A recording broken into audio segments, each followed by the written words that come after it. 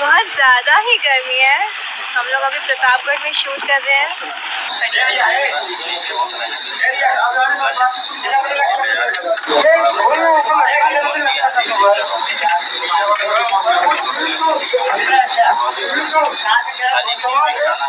जय हिंद दोस्तों, आज हम भोजपुरी के जाने माने कलाकार की सबसे बड़ी हीरोइन काजल राघवानी का शूटिंग के बारे में खबर दूंगा, तो वीडियो को के अंत तक बने रहें ताकि ऐसी खबर मिलती रहे। चलिए आपको बता दूं कि भोजपुरी के कलाकार ट्रेंडिंग स्टार के सारी जी की सबसे बड़ी हीरोइन काजल राघवानी का एक बहुत ही बड़े लेवल का गाना शूटिंग किया जा रहा है। स्क्रीन में देख सकते हैं कैसा नजारा दिखाई दे रहा है। काजल राघवानी कुर्सी पर बैठी पंखे का हवा लेती हुई दिख रही हैं और उनके साथ लोग कैसे सजावट की तैयारी की जा रही है।